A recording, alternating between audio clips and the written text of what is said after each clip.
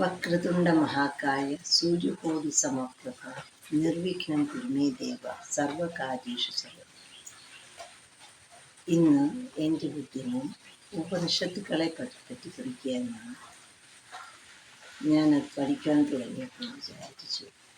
തന്നാൽ കരയേണ്ടവർ എത്ര പേര് താഴത്ത് പാഴ്ചയല്ലാതിരിക്കും, താനൊറ്റയിൽ ബ്രഹ്മപദം കുതിക്കും, തപോനിധിക്കും പിടിച്ചാക്കുക.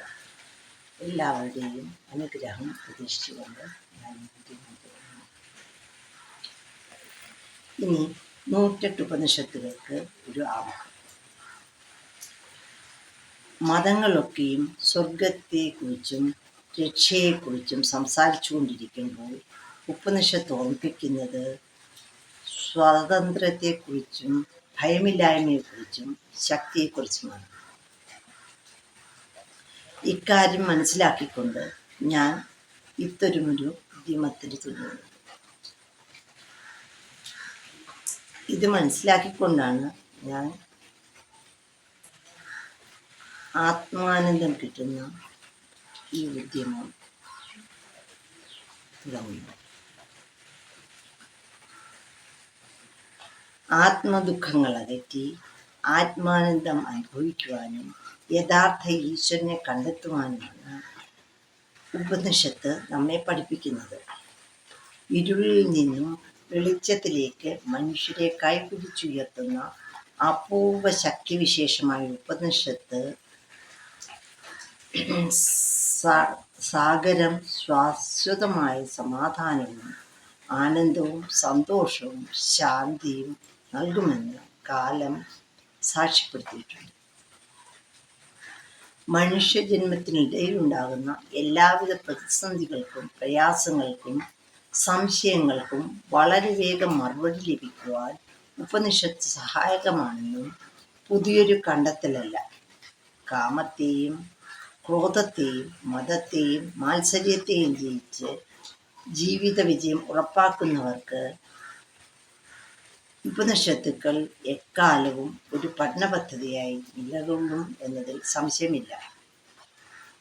ഭയമില്ലായ്മയും അസമത്വമില്ലായ്മയും അശാന്തിയില്ലായ്മയും അസുരതയില്ലാത്തതുമായ പുതിയൊരു ലോകമാണ് നാം പ്രതീക്ഷിക്കുന്നതെങ്കിൽ തീർച്ചയായും ഉപനിഷത്ത് പഠനത്തിൻ്റെ ആവശ്യമുണ്ട്.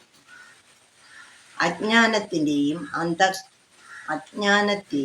അന്ധകാരത്തെയും അകറ്റി ജ്ഞാനത്തിൻ്റെയും വെളിച്ചത്തിൻ്റെയും പുതിയ ലോകമാണ് ഉപനിഷത്തുക്കൾ നമ്മെ കൈപിടിച്ചുയർത്തുന്നത്.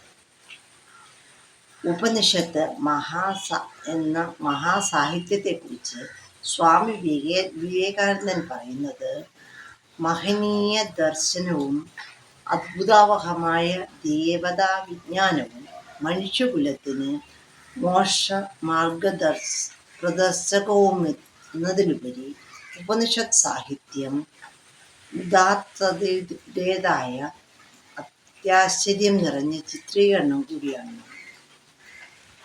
ആധ്യാത്മിക ചിന്തകളിൽ മനുഷ്യന് എത്രത്തോളം ഉയരത്തിൽ വിരാജിക്കാം എന്നതിൻ്റെ പാരമ്യത്തെയാണ് ഉപനിഷത്തുക്കൾ നമ്മുടെ മുൻപിലേക്ക് തുറന്നു തരുന്നത്. താൻ ആരാണെന്നും എന്തിനു വേണ്ടി വന്നുവെന്നും എങ്ങോട്ട് പോകുന്നുവെന്നും ഒക്കെയുള്ള അനവധി ചോദ്യങ്ങൾക്ക് മുൻപിൽ മനുഷ്യരാശി പകച്ചു നിൽക്കുമ്പോൾ ഉപനിഷത്തുക്കളുടെ മഹാപ്രപഞ്ചം അതിനൊക്കെ ലളിതമായ ഉത്തരങ്ങളാണ് നൽകുന്നത്. പുതിയ ലോകത്തിലെ മാത്രമല്ല എക്കാലത്തെയും തലമുറ ശാശ്വത ശാന്തി അന്വേഷിച്ച് അലഞ്ഞിട്ടുണ്ട്. അതിനിടയിൽ അവൻ അന്യഗ്രഹങ്ങളിൽ വരെ എത്തിച്ചേർന്നു. പക്ഷേ അവിടെ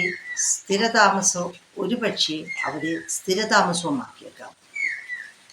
എങ്കിലും ശാന്തിയുള്ള അന്വേഷണം തുടർന്നുകൊണ്ടേയിരുന്നു.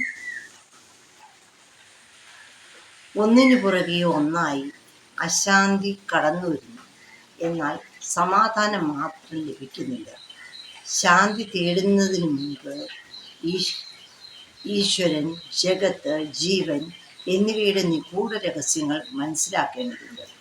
ബാഹ്യമായ അന്വേഷണങ്ങളിൽ നിന്നും കണ്ടെത്തലുകൾ ആന്തരപ്രകൃതിയിലേക്കാണ് നീങ്ങേണ്ടത്.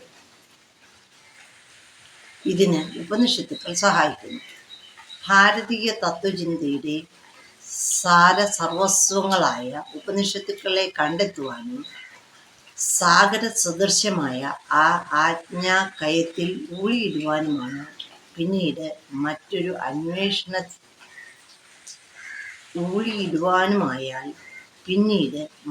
അന്വേഷണത്തിൻ്റെ ആവശ്യം വരുന്നില്ല.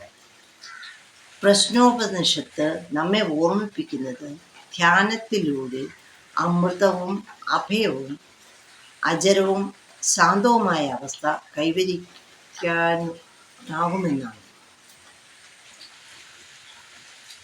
പ്രശ്നോപനിഷത്ത് നമ്മെ ഓർമ്മിപ്പിക്കുന്നത് ധ്യാനത്തിലൂടെ അമൃതവും അഭയവും അജരവും ശാന്തവുമായ അവസ്ഥ കൈവരിക്കാനാകുമെന്നാണ്. ഇനി ഉപനിഷത്തിന്റെ അർത്ഥം. ഉപനിഷത്ത് ശിഷ്യനെ അടുത്തിരുത്തി രഹസ്യമോതുക എന്നതാണ് ഉപനിഷത്ത് പറഞ്ഞു പോകുന്ന അർത്ഥം. ശിഷ്യനെ അടുത്തിരുത്തി രഹസ്യമോതുക എന്നതാണ് ഉപനിഷത്തിന് പറഞ്ഞു പോകുന്ന അർത്ഥം. ഏതൊരറിവാണോ പരമമായ ആത്മശ്രേയസ്സിനുതകുന്നത് അതാണ് ഉപനിഷത്തെന്ന് ശങ്കരാചാര്യർ നമ്മെ ഓർമ്മിപ്പിക്കുന്നു. ഉപനിഷത്തുക്കളുടെ അവാച്യ ലോകത്തെ തിരിച്ചറിഞ്ഞ